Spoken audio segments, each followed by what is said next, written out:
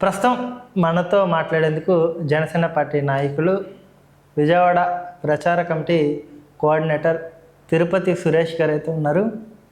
తాజాగా ఎన్టీఆర్ జిల్లా అధ్యక్షులు సామినేని ఉదయభాను గారు లక్ష సభ్యత్వాలు చేశారు అని సోషల్ మీడియాలో ఒక వార్త వస్తుంది. నిజమేనా?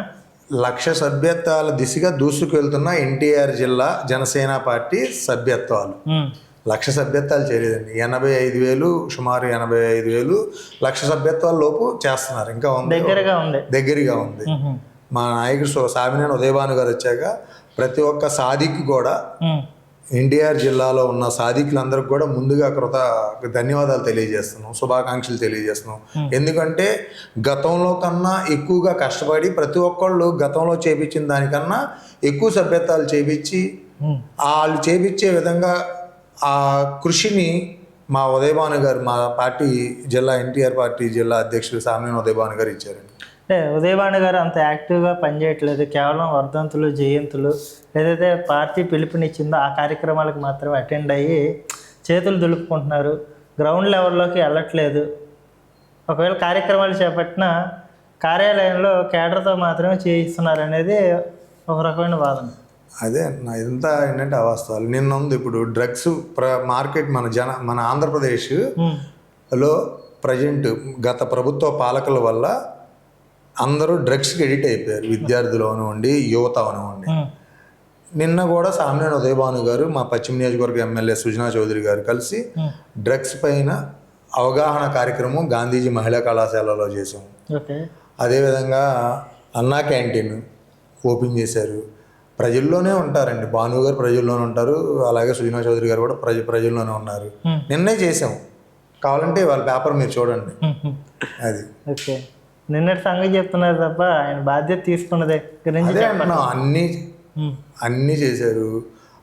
ప్రతి ఒక్కటి పార్టీ పిలిపించింది చేస్తున్నారు, ప్రజలకు కావాల్సింది చేస్తున్నారు. పార్టీ నిర్మాణం పైన దృష్టి పెట్టబట్టే ఈ రోజున 85,000 సభ్యత్వాలు పైగా లక్ష సభ్యత్వాల్లో వైపు దూసుకెళ్తుందంటే అది సామినేని ఉదయభాను గారి కృషితోనే కదా. ఓకే, అంటే యాజ్ ఏ జనసేన పార్టీ నాయకుడిగా మీరు సంతృప్తి చెందారా నాయకత్వం పట్ల కానీ అధినాయకుడి పట్ల కానీ?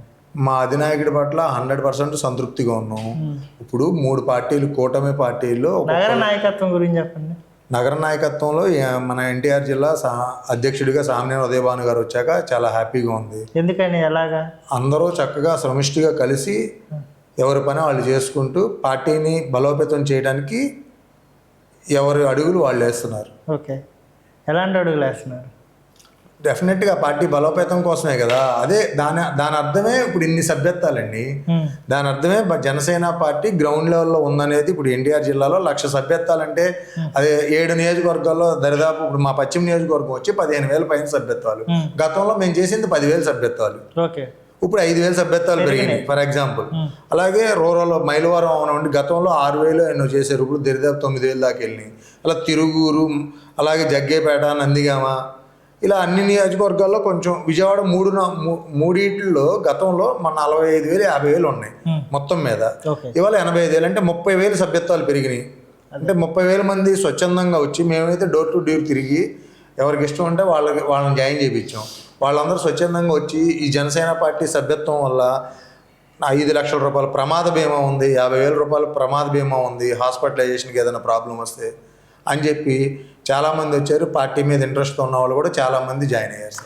అంటే స్వచ్ఛందంగా అనే మాట మీరు అంటారు, నేనేమంటానంటే కొంతమంది డబ్బున్న నాయకులే ఒకేసారి 500 సభ్యత్వాలు, ఒకేసారి 1000 సభ్యత్వాలు కట్టి వాళ్ళ యొక్క వ్యక్తిగత ఇమేజ్ని పార్టీలో పెంచుకోవడం కోసం కూడా ఈ రకమైన స్ట్రాటజీలు ఉపయోగించారనేది ప్రధానంగా నాకు తెలిసిన విషయం. దీన్ని మీరు ఏకీవిస్తారా, వ్యతిరేకిస్తారు? 100% వ్యతిరేకిస్తాను నేను. ఎందుకంటే పార్టీ అన్నీ చూస్తుంది. నేను వెళ్ళేసి ఒకే రోజు ఒక 500 సభ్యత్వాలు కొట్టేసేసి అప్పటికప్పుడు ఏదో బల్క్ అమౌంట్ ఎవరో స్పాన్సర్ చేస్తే తీసుకొచ్చేస్తే పార్టీ తీసుకుంటుంది సభ్యత్వాలు, పార్టీ సభ్యత్వాలు వచ్చినాయి అనుకుంటుంది. కానీ 500 మందిని ఏ విధంగా జాయిన్ అయ్యారో పార్టీ గమనిస్తుంది కదా. పార్టీ నిర్మాణం ఏ విధంగా వెళ్ళింది, ఒకేసారి వచ్చారా లేకపోతే ఒక్కొక్క స్టెప్గా వచ్చారా అనేది అన్నీ చూస్తుందండి. ఓకే. అది అంతా తప్పు. అవన్నీ ఇంకో విషయం ఏంటంటే అవన్నీ అవాస్తవాలు. ఎవరు 500 కొట్టేసుకోవాలి ఒకేసారి కొట్టేశారు, 1000 కొట్టేశారు అనేది అవన్నీ అవాస్తవాలు. అవన్నీ కొంతమంది వైసీపీ వాళ్ళు కుట్రపూరితంగా చేసింది. అదే వైసీపీ వాళ్ళు దీనికి సంబంధం ఏంటి అసలు? ఏదో విధంగా అల్లరి చేయాలి, పార్టీని మన ప్రజల్లో ఉండాలనేది వైసీపీ వాళ్ళ తపనండి. ఓకే.